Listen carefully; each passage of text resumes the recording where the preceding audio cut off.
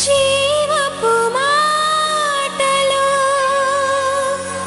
సజీవపు మాటలు నీ బ్రతుకును మార్చి దేవుని మాటలు.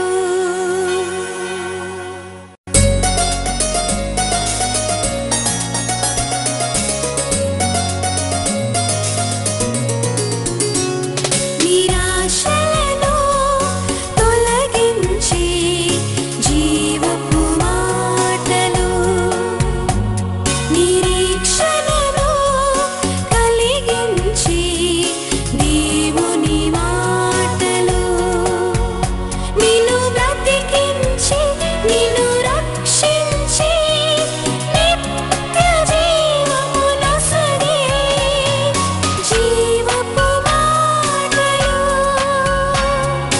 జీవపు మాటలు.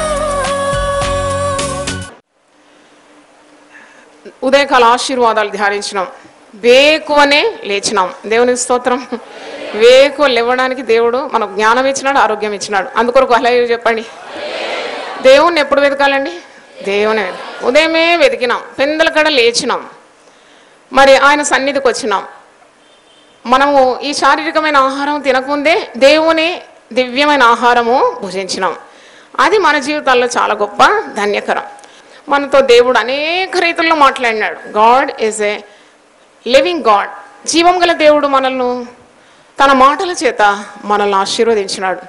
మనం ప్రతి దినం దేవుని మాటలు విన్నాం. ఆ మాటలన్నీ భద్రం చేసుకోవాలి. మరియా దేవుని మాటలన్నీ కూడా తన హృదయంలో ఏం చేసింది? భద్రం చేసుకొని తలపోసిందంట. ధ్యానిస్తూ ఉండాలి.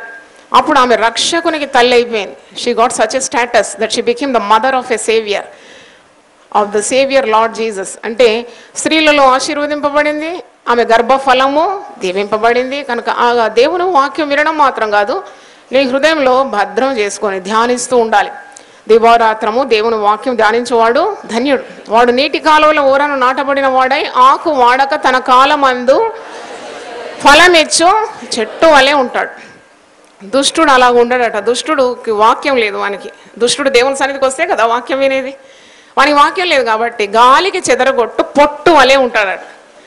మనం ఎలా ఉండాలి? చెట్టు వలె ఉండాలి. దేవుని వాక్యం లేకుంటే పొట్టు వలె ఉంటాం. కాబట్టి దేవుని వాక్యాన్ని వినడం, గైకొనడం, దాని ప్రకారం నడుచుకోవడం, మరి దాన్ని ధ్యానించడం, నెమరు వేయడం, తిరిగి తిరిగి నువ్వు ఆ వాక్యాన్ని ధ్యానిస్తూ ఉండాలి. అప్పుడు తప్పకుండా దైవ కార్యాలని జీవితంలో చూస్తావు. మొట్టమొదట మనం స్తుతించాల్సిన కార్యాలు ఏంటంటే, మనలందరి దేవుడు నడిపించినాడు. మరి ఇరుకులో విశాలత. ఒక ఇరుకు స్థలంలో ఇరుకులోనే ఈ గొప్ప కార్యం 40 రోజులు జరిగినందుకు 2 చేతులు అయితే దేవుని స్తుతిద్దాం. ఇంకొక ఆశీర్వాదము యెహోషువ గ్రంథం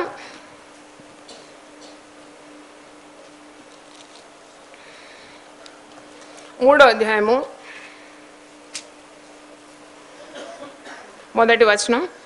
యెహోషువ వేకువను లేచినప్పుడు అతడును ఇశ్రాయేలీయులందరూ షిత్తీము నుండి బయలుదేరి యొర్దానుకు వచ్చి దాన్ని దాటకమునుపు అక్కడ నిలిచిరి. యెహోషువ ఎప్పుడు లేచినాడు? ఎప్పుడు లేచినాడండి యెహోషువ? Very good. ఉదయం లేచినాడు. అబ్రహాం ఎప్పుడు లేచినాడు? భక్తులందరూ ఎప్పుడు లేచినారు? ఉదయమే లేచినారు. దేవునికి స్తోత్రం. హల్లెలూయా. నేను ఈ ఆశీర్వాదాలన్నీ చదివి మొదట దీవింపబడింది ఎవరంటే నేనే. మొదట మాట్లాడింది నాతోటే దేవుడు.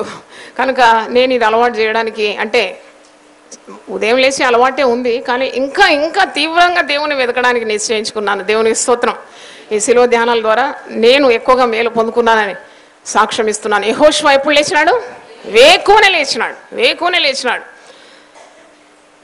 2వ వచనం చూడండి. 3 దినములైన తరువాత నాయకులు పాళెములో తిరుగుచు జనులకు ఇలా ఆజ్ఞాపించిరి, మీరు మీ దేవుడైన యెహోవా నిబంధన మందసమును యాజకులైన లేవీయులు మోసుకొని పోవట చూసినప్పుడు మీరున్న స్థలంలో నుండి బయలుదేరి దాన్ని వెంబడి వెళ్ళవలెను. ఇక్కడ ఈ అధ్యాయం అంతా మీరు చదువుకోవాలి. ఇక్కడ యెహోషువ అంటున్నాడు, ఉదయం లేచినాడు కాబట్టి దేవుని శక్తి పొందుకున్నాడు.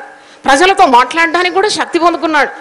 Positive statements. The leader is giving positive statements to the people.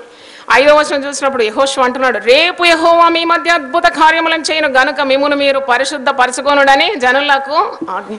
అంత శక్తివంతమైన మాట పలకాలంటే భక్తుడు సిద్ధపాటుతో రావాలి కదా. ఉదయమే లేచి దేవుని సన్నిధిలో సిద్ధము, దేవుని సన్నిధిని కాచుకొని ఉండి దేవుని మాటలు ప్రజలకు అందియాలి కదా. ఉత్తుత కాపర్లు ఎంతోమంది ఉన్నారండి, ఉత్తుత సేవకులు అయితే బోలెడు మంది ఉన్నారు. అలాంటి వారు ఎంతోమంది ఉన్నారు. We want extraordinary servants of God. హల్లెలూయా. చాలా ప్రత్యేకింపబడిన వారు, ధనం మీద ఆశ లేని వారు, ఆత్మల భారం కలిగిన వారు, దేవుని మాటలు ప్రజలకు అందించే వారి కొరకు ఎదురు చూస్తుంది. దేవునికి స్తోత్రం. చూడండి, వేకువనే లేచినాడు, దేవుని సన్నిధిలో కాచుకున్నాడు, మాటలు విన్నాడు, శక్తి పొందుకున్నాడు. ప్రజలతో అంటున్నాడు, రేపు మీ మధ్యలో దేవుడు ఏం చేయబోతున్నాడు? అద్భుత కార్యాలు చేయబోతున్నాడు. మిమ్మల్ని మీరు పరిశుద్ధపరచుకోవాలి, మీరు పరిశుద్ధత లేకుంటే దేవుని కార్యాలు చూడలేరు అని ఖచ్చితంగా చెప్తున్నాడు. తర్వాత దేవుడు యెహోషువతో మాట్లాడుతున్నాడు. 7వ వచనం, అప్పుడు యెహోవా యెహోషువతో ఇట్లా, దేవుడు మాట్లాడాలంటే ఎప్పుడు లేవాలి? ఉదయమే లేవాలి. హల్లెలూయా. దేవుడే మాట్లాడుతున్నాడు, నేను మోషేకు తోడై ఉండినట్లు నీకును తోడై ఉందని ఇశ్రాయేలులందరూ ఎరుగునట్లు నేను వారి కన్నుల ఎదుట నిన్ను గొప్ప చేయ మొదలుపెట్టు. హల్లెలూయా. చూడండి ఎన్ని దీవెనలో. ఇక మీరు కిందికి చదువుతున్నప్పుడు మరి నిబంధన మందసమును యాజకులు మోస్తున్నారు. యోర్దాను మధ్య ఆరిన నేలను, 17వ వచనం, అద్భుతం జరిగింది. యెహోవా నిబంధన మందసమును వారు మోస్తున్నారు యాజకులు. యోర్దాను మధ్య ఆరిన నేలను స్థిరంగా నిలిచిరి. జనులందరూ యోర్దాను దాటుట తుదమట్టు ఇశ్రాయేలులందరూ ఆరిన నేల మీద నడుచుచు వచ్చిరి. వారి అరికాళ్ళు, 13వ వచనం చూడండి, సర్వలోకనాథులకు యెహోవా నిబంధన మందసమును మోయి యాజకుల అరకాళ్ళు యోర్దాను నీళ్లను ముట్టగానే యోర్దాను నీళ్లు అనగా ఎగువ నుండి పారు నీళ్లు ఆపబడి ఏకరాశిగా నిలిచాను. హల్లెలూయా. యోర్దాను మరి పాయలైపోయాయి. అంటే దేవుని మందస్సం మోస్తున్నారు. ఇవన్నీ ఇన్స్ట్రక్షన్స్ యాజకులకు ఇవ్వాలన్నా, జనాలకు ఇవ్వాలన్నా. యెహోషువ భక్తుడు ఉదయమే లేస్తున్నాడు. Receiving instruction after instruction, blessing after blessing.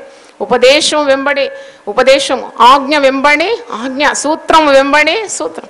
ఎంత క్రమంగా కార్యాలు యెహోషువ 3వ అధ్యాయంలో ఉన్నాయి మనం చూస్తున్నాం. అక్కడ పెద్ద సమస్య, యోర్దాను ఎలాగ దాటాలి, అద్దరికి ఎలా వెళ్ళాలి? మందసం మోస్తూ యాజకులు అరకాళ్ళు నీళ్లను తాకగానే యోర్దాను ఏమైపోతుంది? అందుకే ముందే చెప్తున్నాడు, మీరు రేపు ఒక అద్భుతం చూస్తారు. ఈరోజు మిమ్మల్ని మీరు పవిత్రపరచుకోండి, పరిశుద్ధపరచుకోండి, దైవ కార్యం మీరు చూస్తారు. మోషేకు తోడై ఉన్నట్టు దేవుడు యెహోషువకు కూడా తోడై ఉన్నాడనే మాట, దేవుని మాట వినగలిగినాడు. దేవునికి స్తోత్రం. 1 సమూయేలు గ్రంథం 15:12 వచనం. 1 Samuel 15 chapter 12th verse. ఉదయమున సమూయేలు లేచి సౌలును ఎదుర్కొనుటకు పోగా సౌలు కర్మేలునకు వచ్చి అక్కడ జయసూచకమైన శిలను నిలిపి తిరిగి గిల్గాలునకు పోయానన్న సమాచారము వినెను. ఎవరు లేస్తున్నారు ఉదయం? ఉదయం ఎవరు లేచినారండి? ఇక్కడ సమూయేలు లేచినాడు. ఎప్పుడు లేచినాడు? ఉదయం లేచినాడు. ఉదయం లేచినాయి.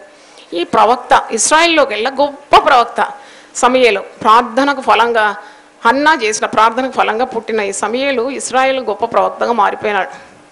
ఉదయం లేచినందుకు ఒక రాజును గద్దించడానికి ఉన్న అధికారం పొందుకున్నాడు. ఇప్పుడు ఇదంతా విపులంగా వివరించాలంటే సమయం లేదు కాబట్టి మీరే చదవాలి. His secret of success is getting up early and spending time with the lord. ఒక రాజును గద్దిస్తున్నాడు. రాజును గద్దించే ప్రవక్తలు ఉండినారు ఆ రోజుల్లో. ఈ రోజుల్లో చాలా కరువైనారు. ఆనాడు దినాల్లో ప్రవక్తలు ఎంత శక్తివంతంగా ఉండినారంటే రాజులను సైతం గద్దించడానికి వారికి ఆత్మీయ అధికారం ఉండింది. అంత మరి దైవాత్మతో నిండిన వారు. మరి సమూయేలు ఉదయాన్నే లేచినాడు, దేవుని వెతికినాడు. సౌలు తప్పు చేస్తుంటే గద్దించినాడు. గద్దించడానికి ఉన్న శక్తి మరి అభిషక్తులకు ఉంటుంది తప్పకుండా. కానీ అభిషక్తులు పండుకోరు, ఉదయం లేచి దేవుని సన్నిధిలో గడుపుతారు కదా. మరి అంత శక్తి పొందుకొని తప్పుటడుగు చేస్తున్న సౌలును ఎంత ధిక్కరిస్తున్నాడు, గద్దిస్తున్నాడు. నీ రాజరికము నీ యొద్ద నుండి వెళ్ళిపోతున్నావు, దేవుని మాట వినలేదు. ఇక్కడ మీరు 22వ వచనం చూడండి. అందుకు సమూయేలు తాను సెలవిచ్చిన ఆజ్ఞను ఒకడు గైకొనటం వలన యెహోవా సంతోషించినట్లు ఒకడు దహన బలులు అర్పించడం వలన ఆయన సంతోషించిన. ఆలోచించుము, బలులు అర్పించడం కంటే ఆజ్ఞను గైకొనుటయు, పొటేళ్ల క్రొవ్వు అర్పించడం కంటే మాట వినుటయు శ్రేష్టం. హల్లెలూయా. తను చేసిన తప్పు ఇక్కడ ఉంది. సౌలు ఏం తప్పు చేసినాడు అన్నప్పుడు మరి ఇక్కడ దోపుడు సొమ్ము దోచుకొని దాచిపెడుతున్నాడు. ఎద్దులు అరుపులు రంకెలు వినబడుతున్నాయి. అప్పుడు ఇదంతా నీకు ఎలాగ లభించింది అంటే, నేను దేవునికి బలి ఇవ్వడానికి ఇవన్నీ నేను దాచుకున్నాను అన్నప్పుడు, బలి ఇవ్వడం కంటే దేవునికి విధేయులై ఉండడమే శ్రేష్టమని చెప్తున్నాడు.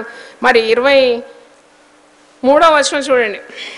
తిరుగుబాటు చేయుట సోదె చెప్పటైన పాపంతో సమానం, మూర్ఖతను అగపరచటం మాయా విగ్రహ గృహదేవతలను పూజించటంతో సమానం.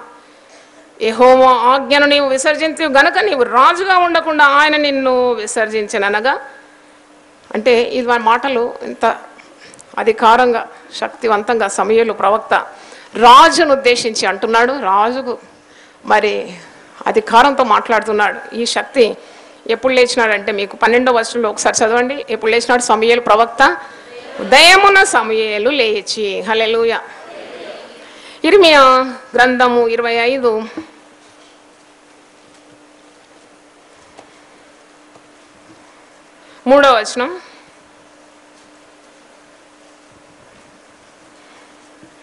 ఆమోను కుమారుడు యూదారాజుదైన యోషియా 13వ సంవత్సరం మొదలుకొని నేటి వరకు 23 సంవత్సరములు యెహోవా వాక్కు నాకు ప్రత్యక్షమగుచు వచ్చెను. నేను పెందల కడ లేచి మీకు ఆ మాటలు ప్రకటించుచు వచ్చినను మీరు వినకపోతే. ఇర్మియా ప్రవక్త ఇది వీపింగ్ ప్రాఫిట్, కన్నీటి ప్రవక్త. ప్రజలు నశించిపోతుంటే చూడలేకపోయేది. భారంతో కన్నీళ్లతో ప్రజల రక్షణార్థం దేవుని సన్నిధిలో మొరపెట్టే గొప్ప ప్రవక్త. మరి ఈ ప్రవక్త అంటున్నాడు, నేను పెందల కడ లేచి మీకు దేవుని మాటలు ప్రకటించు వచ్చినాను కానీ మీరు వినకపోతే. హల్లెలూయా. దేవుని కార్యం చేసేవాళ్ళు ఎప్పుడు లేవాలి? ఉదయమే లేవాలి, పెందలగడ లేవాలి, దేవుని మాటలు అందుకోవాలి, దేవుని మాటలు ఇవ్వాలి. అంటే ఈ దినాలు రావాలి. పెందలగడ లేచి దేవుని మాటలు ప్రజలకు అందించినాం. కానీ ఇక్కడ ఇంకా సేవ చేయాలని ఆశపడేవారు, మరి సేవకులమైన మనము అందరం కలిసి ఉదయమే లేచి నశించున్న ప్రజలకు దేవుని వాక్యము అందించాలి. ఇర్మియా అంటున్నాడు, నేను ఎంత పెందలకడ లేచినాను, నశించిపోతున్న మీకు దేవుని మాటలు సిద్ధపరచుకొని మీకు అందించినాను కానీ మీరు వినలేదు, వినకపోయిరి అని అంటున్నాడు. ఇర్మియా ఎప్పుడు లేచినాడండి? ఏం పని చేసినాడు? లేచి దేవుని మాటలు ప్రజలకు బోధించినాడు. దేవుని స్తోత్రం. ఉదయం లేచినాడు. ఇర్మియా ఎప్పుడు లేచినాడండి? ఉదయం. సమూయేలు ఎప్పుడు లేచినాడు? ఉదయం. యెహోషువ ఎప్పుడు లేచినాడు? అబ్రహాం ఎప్పుడు లేచినాడు? యేసు ప్రభు ఎప్పుడు లేచినాడు? పెందలకడ ఇంకా చీకటిగా ఉన్నప్పుడు అరణ్యములకు వెళ్ళి ప్రార్థన చేసినాడు.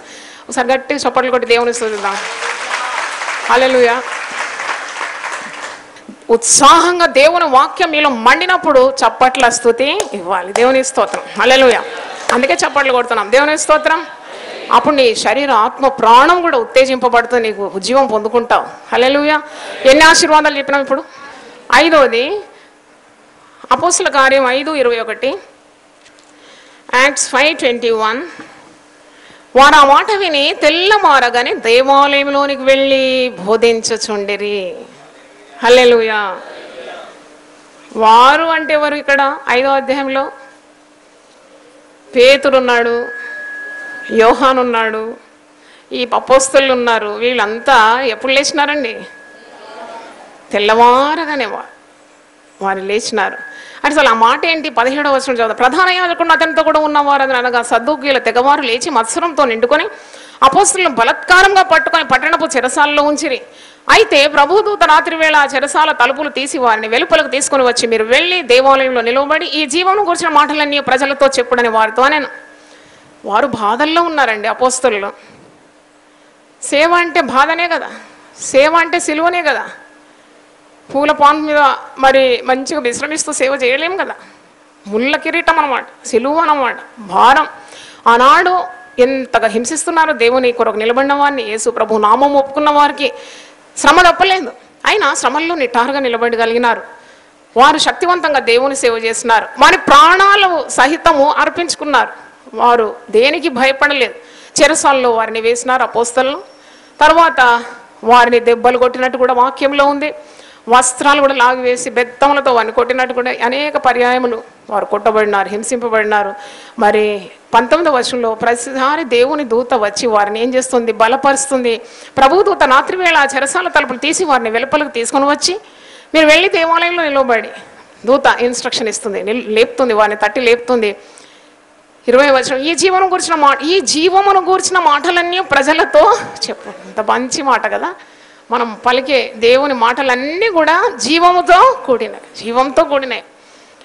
వారు ఆ మాట విని, అంటే దేవదూత మాట విని ఎప్పుడు లేచినారు? తెల్లవారగానే దేవాలయంలోకి వెళ్ళినారంటే సిద్ధపడాలంటే 1 గంట అవుతుంది కదా. 1 గంట ముందే లేచినారు అనమాట. అంటే ఇంకా చాలా ముందుకు లేచినారు. సిద్ధపడితో వారు దేవాలయంకి వచ్చినారు. దేవుని దూత మాట విని వారు తెల్లవారగానే దేవాలయంలోకి వెళ్ళి బోధించుచుండేరి. హల్లెలూయా. పాత నిబంధనలు చూసినాము, ఇప్పుడు కృత నిబంధనలు చూస్తున్నాము. 6వ మార్కు సువార్త 11వ అధ్యాయము 20వ వచనం. ప్రొద్దున వారు మార్గమున పోచుండగా ఆ అంజూరపు చెట్లు వేళ్ళు మొదుకొని ఎండి ఎండుట చూచారు. ప్రొద్దున ఎవరంటే వీరు శిష్యులు కూడా ఉదయకాలం లేసే అలవాటు. యథా రాజా తథా ప్రజ కదా. పొద్దున పాస్టర్ లేస్తున్నాడంటే తప్పకుండా ప్రజలు కూడా ఉదయం లేచి అలవాటు అంటుకుంటుంది కదా. నేను చెప్పాను కదా. కనుక యేసుప్రభు పెందలకడ లేచి ఇంకా చీకటిగా ఉన్నప్పుడు అరణ్య మార్గం వెళ్ళి అక్కడ తండ్రితో మాట్లాడతాడు. అదే స్వభావం వీళ్ళకి కూడా ఉంది. వీళ్ళు కూడా ఉదయం లేచేవారే. 20వ వచనంలో వారు ఎప్పుడు లేచినారు? ప్రొద్దున లేచి సిద్ధపడి వారు మార్గమున పోచుండగా అంజూరపు చెట్టు వేళ్ళు మొదలుకొని ఎండి ఉండుట చూసి, అంటే పొద్దున లేచి యేసుప్రభు యొక్క మహిమను వారు చూసినారు. దేవునికి స్తోత్రం. అంతకుముందు రోజు యేసుప్రభు ఒక అంజూరపు చెట్టు, ఫలము లేని చెట్టును చూచి శపించినాడు. అది పండ్లు కాలం కూడా కాదట. అంటే మరి ఆకులు తప్ప మరేమీ కనబడలేదు కాబట్టి యేసుప్రభు నోటి నుండి శాపం వచ్చేసింది. అంటే యేసుప్రభు మరి ఎక్కడ శపించినట్టు నాకైతే అనిపించలేదు. కానీ ఒక ఫలం లేని చెట్టును చూసినప్పుడు శపించేసినాడు కదా. అందుకే మనం అందరం ఫలించాలి ప్రభు కొరకు. దేవునికి స్తోత్రం. అయితే ఈ శిష్యులు వస్తున్నారు ప్రొద్దున. వారు ఆ మార్గంలో పోతుండగా అంజూరపు చెట్టు వేళ్ళు మొదలుకొని ఎండి ఉండుట చూచి, అప్పుడు పేతురు ఆ సంగతి జ్ఞాపకం తెచ్చుకొని, బోధకుడా, ఇదిగో నీవు శపించిన అంజూరపు చెట్టు ఎండిపోయానని ఆయనతో చెప్పాను. అందుకు యేసు వారితో ఇట్లనెను, మీరు దేవుని యందు విశ్వాసం ఉంచుడి. పొద్దున్న లేచి యేసయ్య మాటలు వింటున్నారు, యేసయ్య కార్యము చూసినారు. మీరు దేవుని యందు విశ్వాసం ఉంచుడి. ఎవడైనాను ఈ కొండను చూచి నువ్వు ఎత్తబడి సముద్రంలో పడవేయబడమని చెప్పి తన మనసులో సందేహింపక తాను చెప్పినది జరుగునని నమ్మినేడలా వాడు చెప్పినది జరుగునని మీతో నిశ్చయముగా చెప్తున్నాను. అంటే ఇంత పెద్ద మాట వినాలంటే వారు ఉదయం లేచి దైవ కార్యాన్ని చూసి ఆ ప్రశ్న ప్రభుతో అడిగి ఆ సమాధానాన్ని ప్రభు దగ్గర పొందుకున్నారు. Everything is over in the morning. Hallelujah. కనుక ఈ 6 ఆశీర్వాదాల చేత దేవుడు మనల్ని ఈరోజు దీవించినాడు. మీకు పాత నిబంధన నుండి కృత నిబంధన నుండి 6 ఆశీర్వాదాలు మరి వివరించినాను. న్యాయాధిపతుల గ్రంథం, గిద్యోను ఏ విధంగా ఉదయం లేచి దేవుణ్ణి ఒక సూచన అడిగి అది పొందుకున్నాడు. యెహోషువ భక్తుడు ఏ విధంగా ఉదయాన్నే లేచి దేవుని ఉపదేశాలు, దేవుని నడిపింపు, మరి యోర్దాను పాయలు కావడం, ఇవన్నీ ఆ అధ్యాయంలో మనం చూస్తున్నాం. మరి 3వ ఆశీర్వాదం, సమూయేలు కూడా ఉదయాన్నే లేచి రాజైన సౌలును గద్దించి బుద్ధి చెప్పడానికి ఉన్న శక్తి పొందుకున్నాడు. ఇర్మియా మరి పెందలకడ లేచి దేవుని మాటలు ప్రజలకు బోధిస్తున్నాడు. నేను పెందలకడి లేచి మీకు బోధించినాను, అయినా మీరు నా మాట వినకపోతిరి అని అంటున్నారు. అపోస్తుల కార్యం 5వ అధ్యాయంలో మరి పేతురు, యోహాన్లు, అపోస్తులు వారు శ్రమ పడుతున్నారు, చెరసాల్లో వేయించబడినారు. మరి దూత వారిని వెలుపలకు తీసుకొని వస్తుంది, దేవుని మాటలు అందిస్తుంది. మీరు వెళ్ళండి దేవాలయంలో నిలబడి బోధించమని అన్నప్పుడు వారు తెల్లవారగానే వారు దేవాలయంలోకి వెళ్ళి వారు ఏం చేస్తున్నారు? బోధ చేస్తున్నారు. దేవునికి స్తోత్రం. మరి మార్కు 11వ అధ్యాయంలో శిష్యులు ప్రొద్దున లేచి వారు ఆ మార్గమున పోతున్నప్పుడు మరుసటి దినం ఒక రోజు ముందు యేసు ప్రభు అంజూరపు చెట్టును శపించినప్పుడు వేళ్ల మట్టుకు ఎండిపోయిన ఆ దృశ్యాన్ని చూసి ఆశ్చర్యపడి యేసును అడుగుతున్నారు. అప్పుడు యేసు అంటున్నాడు, నా యందు మీరు విశ్వాసం ఉంచండి, దేవుని యందు విశ్వాసం ఉంచండి, మీరు తప్పకుండా నేను చేసిన కార్యాల కంటే ఎక్కువగా చేయగలరు. మీరు ఒక కొండను చూసి ఆజ్ఞాపిస్తే అది ఎత్తబడి సముద్రంలో పడవేయబడాలంటే అలాగే జరుగుతుంది. హల్లెలూయా, హల్లెలూయా. దేవుని మాటలను దీవించును గాక. తలలు వంచండి, ప్రార్థన చేసుకుందాం. ప్రభువా, నీ పరిశుద్ధ నామమునకు స్తోత్రం. గొప్ప దేవా, ఈ సమయంలో మీరు మాకు అందించిన ఉదయకాల ఆశీర్వాదాల కొరకు స్తోత్రం. ఇంతవరకు 40 ఉదయకాల ఆశీర్వాదాలు అందింపబడింది. ఇది పుస్తక రూపంలో తేవాలని మేము ఎంతో కోరుతున్నాం. ఇది ప్రజలందరికీ బోధిగంతముల మట్టుకు ఉదయం లేవడానికి ఉన్న ఆసక్తి ఆ యొక్క పుస్తకం ద్వారా మీరు దయచేయాలని ప్రార్థిస్తున్నాను. తండ్రి నీ మాట నిత్యము నీకు స్తోత్రం. నీ దేవుడు గనక నీ మాట సత్యమైనది తండ్రి, నీకు స్తోత్రం. వాక్యంలో ఉన్న ప్రతి మాట మేము నమ్మడానికి సహాయం దయచేయండి. సోమరి ఇందాక నువ్వు పండుకుంటావు, ఎప్పుడు నిద్ర లేచేదో ఇంకా కొద్దిగా మరి కునుకుపాటు, ఇంకా కొద్దిగా చేతులు ముడుచుకొని పండుకోవడం, ఇవన్నీ దరిద్ర లక్షణాలని, దారిద్ర్యము మా మీదకి వస్తుందని, ఆయుధధారుడు వచ్చినట్టు లేమి వస్తుందని మేము వాక్యం నుండి చదివినాం. చీమల యుద్ధకు వెళ్ళమని ఉపదేశం ఇచ్చినాం.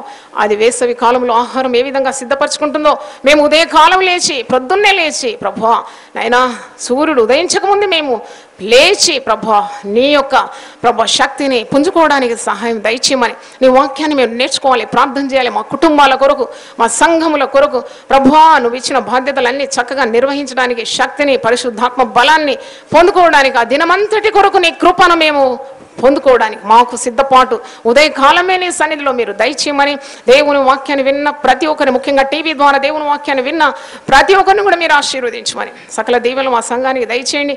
ఈరోజు ఈ స్తుతి కూడా దీవించమని యేసు పరిశుద్ధ నామములో అడుగు వేడుకుంటున్నాను తండ్రి, ఆమేన్. దేవుడు మనల్ని సమృద్ధిగా ఆశీర్వదించు.